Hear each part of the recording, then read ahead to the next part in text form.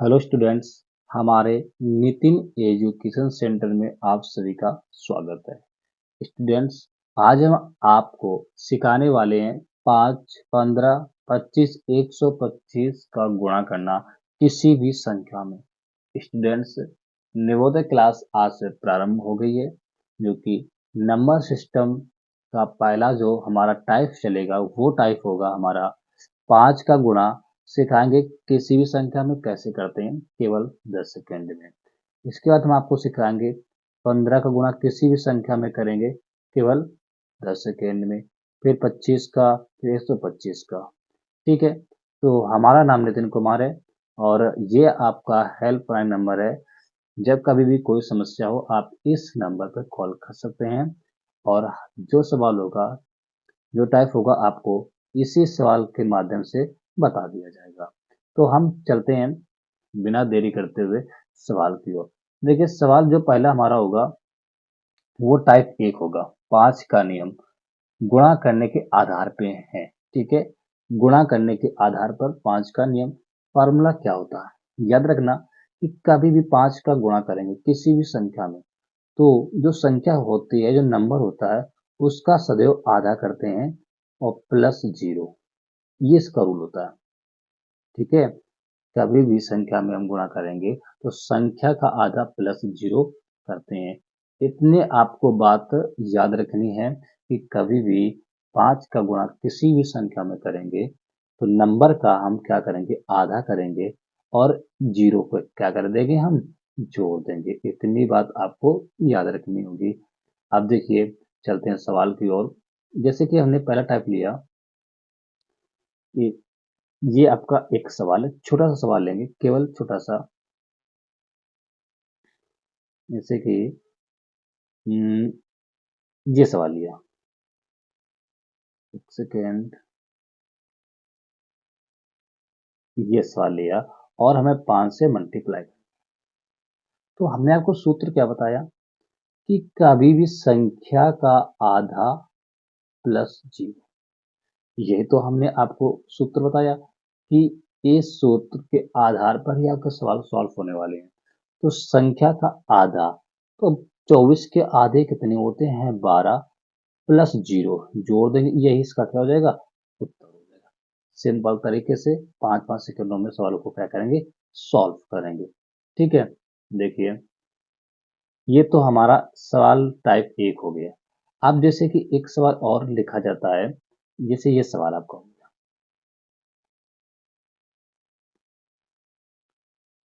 सवाल हो गया 2846 इंटू 5। अब इसका मल्टीप्लाई करना है तो इतने का तो आधा कर नहीं सकते, तो हम क्या करेंगे, आपको करना क्या है कि एक संख्या का आधा कर लो। जैसे कि लिखा है 2, 2 का आधा कितना होता है, 1। 8 का आधा कितना होता है, 4। 2, 4 का आधा 2, 6 का आधा 3, लास्ट में 0 जोड़ेंगे, यही इसका उत्तर हो जाएगा। स्टूडेंट्स, इस प्रकार सवालों को हम सॉल्व करेंगे। तो ये तो हमारे 5 के नियम हो गए, जो कि सबसे आसान सवाल होते हैं 5 के नियम के आधार पर। ठीक है, तो ये हमारा 5 का नियम हो गया। जितनी भी बड़ी संख्या हो आप इसी टाइप से सवालों को सॉल्व कर सकते हैं। जितनी भी बड़ी संख्या हो आप इसी टाइप से सवालों को सॉल्व करेंगे। करते क्या है, संख्या का सदैव आधा, 2 का आधा लिख देंगे, 1 होता है। ठीक है, कितना होता है, 1 होता है। तो यहाँ पे लिखा हमने 1। 8 का आधा 4 होता है। 6 के आधे 3 होते हैं। 4 के आधे 2 होते हैं। 6 के आधे 3 होते हैं। 8 के आधे 4 होते हैं। लास्ट में 0 को जोड़ देंगे और यही हमारा आंसर हो जाएगा। अब बिल्कुल राइट होगा, आप कैलकुलेटर से चेक कर सकते हैं। कभी भी सवाल आपको मिले 5 का गुणा करना हो, फार्मूला होता है n/2 प्लस 0। ठीक है, तो ये तो हमारे हो गए 5 के नियम। ठीक है, अभी हमारे किसके हो गए, 5 के नियम हो गए। अब चलते हैं नेक्स्ट टाइप की ओर। ठीक है, नेक्स्ट टाइप हमारा क्या होगा, ये 5 ही का नियम होगा। n+2 अब इसमें नहीं लगेगा, अब इसमें लगेगा शेष, जिसे कहते हैं रिमाइंडर लहसुन। अब ये रिमाइंडर प्लस शून्य क्या होता है? ठीक है, इसमें रिमाइंडर प्लस शून्य लगेगा। जैसे कि हम एक सवाल लेते हैं, छोटा सा सवाल है, जैसे कि लिया ये सवाल आपको, इस सवाल को मैं 5 से मल्टीप्लाई करना है। जैसे कि हमने अगर देखा जाए तो पिछले में हमने क्या सीखा, पिछले में सीखा कि जो संख्या लास्ट जो संख्या होती थी, लास्ट संख्या, वो क्या थी हमारी, एक सम संख्या है। कौन संख्या है? सम संख्या। देखा जाए जो लास्ट संख्या है वो सम थी, लेकिन जो अब हम अब पढ़ेंगे उसमें क्या होगा, संख्या हमारी जो होगी वो विषम संख्या कहलाएगी स्टूडेंट्स। क्या कहलाएगी? विषम संख्या। तो ये हमारी को विषम संख्या। अब विषम संख्या में जो होगा तो इसका सूत्र ये सबसे क्या होगा, अलग होगा। याद रखना बस यही इसका अंतर होगा। तो सवाल हमारा था 75 × 5। फार्मूला सेम है, फर्क देखो। अब यहाँ पे एक सेकेंड लिखेंगे, पहले छोटा सा सवाल लेते हैं ताकि आपको समझ में आ जाए, इसके बाद बड़ा सवालों को हम चलते हैं। जैसे कि लिया 36, 2 सेकेंड, यहाँ से 35 × 5 लिया, ये छोटा सा लेते हैं। तो इसमें चेक करते हैं, या तो इसे सिंपल में गुणा कर सकते हैं कुछ इस टाइप से, 25 25 के 5 से लगे 2 और 5 तय 15 71, ऐसे ले सकते हैं ना। तो ये तो हमारी हो गई बेसिक। तो हमें बेसिक से सॉल्व नहीं करनी है, हमें चाहिए क्या, इसमें स्मार्ट ट्रिक चाहिए जो सबसे कम समय में सवाल को सॉल्व किया जा सके। तो देखते हैं ये सवाल, देखिएगा कम समय में सॉल्व करेंगे तभी सॉल्व करना सीखेंगे, तब आप नियम को फॉलो करें। अब ये सवाल तो देखिएगा, इसमें क्या होगा कि जो 8 है तो 8 का आधा तो आपको पता ही होगा कितना होता है, 4। अब ये लिखा है 7, यानी 7 लिखे, तो हम चेक करते हैं कि 7 की जो अंक पिछली संख्या होगी वो कौन सी होगी, 6। बात समझना ध्यान से हमारी, ये तो हमारी विषम संख्या है, इसका तो आधा नहीं होगा। इसका आधा नहीं होता है तो 7 के पीछे वाली संख्या हमारी कितनी होती है, 6। तो 6 संख्या के तो पता होगी आधा कितना होता है, 3। तो यहाँ पे लिख दिया। इतनी बात समझ में आ गई? अब देखो, जब इतनी बात आपको समझ में आ गई है तो आप करेंगे क्या, इस बड़ी संख्या से और इस छोटी संख्या से अंतर देखते, डिफरेंट कितना है। तो 7 और 6 का डिफरेंट कितना है, 1 है। कितना डिफरेंट है, 1 है। तो अब हम क्या करेंगे, यहाँ पे लिख लिया 1।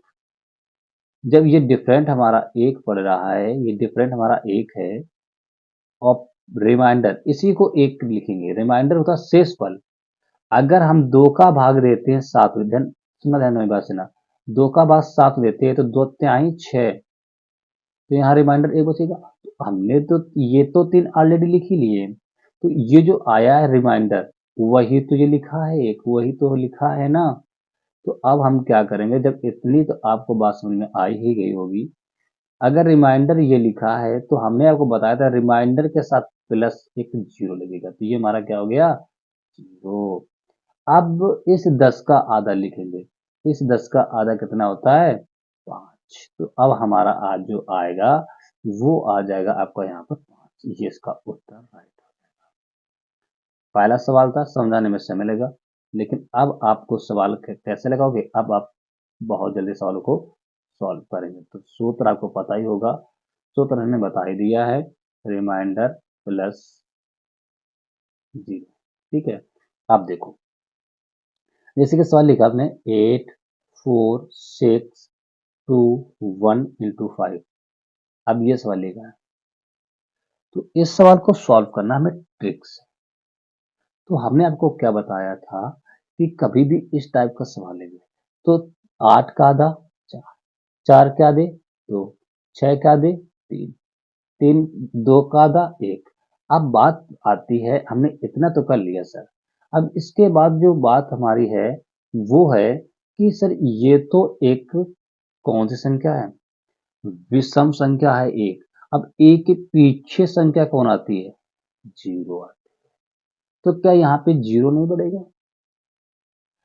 जरूर बढ़ेगा, याद रखना स्टूडेंट्स। क्या होगा? तो यहाँ पे हम क्या कर सकते हैं, 0 बढ़ाएंगे, क्योंकि इसका आधा 0 का आधा तो 0 हो जाएगा, तो 0। अब इसका जो शेष सफस है, जो मतलब अंतर है, डिफरेंट है, वो हमारा कितना हो जाएगा? अगर डिफरेंट हमारा अब एक ही रहेगा, क्योंकि 0 में से जब हम एक को घटाएंगे तो उसका डिफरेंट कितना रहेगा? एक ही रहेगा। तो इसलिए तो अब 0 यहाँ पर भी आ जाएगा। इसका आधा कितना होता है? 5। यही इसका क्या हो जाएगा स्टूडेंट्स? उत्तर हो जाएगा। आप कैलकुलेटर से चेक कर सकते हैं। इतना कंटेंट इसमें रहेगा। आपको इन्हीं कंटेंट पर ध्यान देना है स्टूडेंट्स, कि सवालों को इसी टाइप से सॉल्व करते हैं। अब एक सवाल और देखते हैं इसी प्रकार का। जैसे कि सवाल लिखा है, अब ये सवाल है,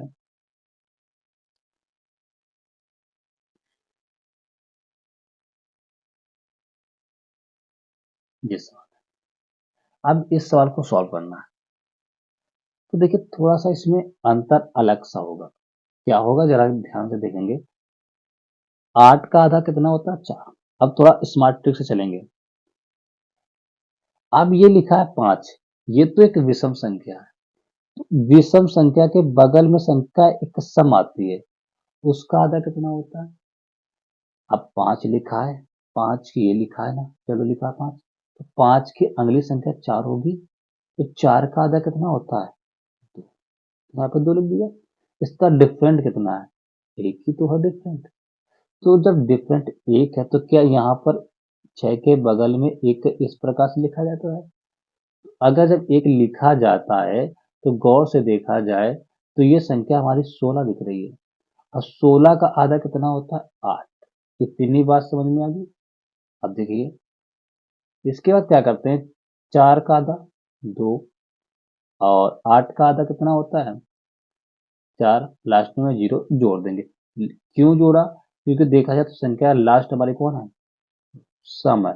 सम के लिए फार्मूला हमारा कौन सा लगेगा? याद रखना, n/2 प्लस शून्य का लगेगा, और विषम के लिए हमारा लगेगा r प्लस शून्य। ठीक है, तो ये सवाल क्या हुआ? सॉल्व हुआ। एक सवाल और इसी टाइप का देखते हैं, फिर चलते हैं नेक्स्ट सवाल की ओर। अब ये सवाल देखते हैं, लास्ट सवाल है, इंटू 5। बस ये लास्ट सवाल होगा इसका। इसके बाद चलेंगे हम नेक्स्ट सवाल की। अब जैसे कि लिखा है 3, 3 लिखा है। अब 3 एक विषम संख्या है, तो इसकी अगली संख्या कौन सी होती है? 2, और 2 का आधा कितना होता है? 1। ठीक है, इतनी बात समझ में आ गई। अब देखो, अगर 3 की 3 की अगली संख्या 2 है, तो 2 का आधा 1 हमने तो लिख दिया, लेकिन इसका अंतर कितना है? 1। अब ये एक इसके बगल में लिखा जाएगा कुछ इस टाइप से, तो ये हमारा कितना हो जाएगा? 16 हो जाएगा। कितना हो जाएगा? 16। अब 16 की आधी संख्या कितनी होती है? 8। तो यहाँ पे लिख देंगे 8। ठीक है, अब इसके बाद क्या करेंगे हम? 8 का आधा कितना होता है? 4। अब देखो ये भी विषम है, 7 है, 7 है। 7 की अगली संख्या कौन सी होती है? 6। और 6 की आधी संख्या कौन सी होती है? 3। इसका डिफरेंट 1 आ जाएगा, यानी इसके बगल में लिख देंगे, तो कितना होगा ये हमारा? 19 हो गया। 19 हो गया। अब 19 का आधा कितना होता है? होता है नहीं है, तो इसकी अगली संख्या कौन सी होगी हमारी? 18। 18 के आधे कितने होते हैं? 9। इसका डिफरेंट 1 है। कितना डिफरेंस का है? 1 है, याद रखना स्टूडेंट्स।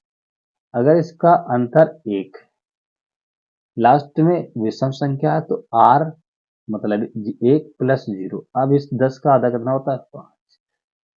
ये सवाल हमारा होगा इसका आंसर।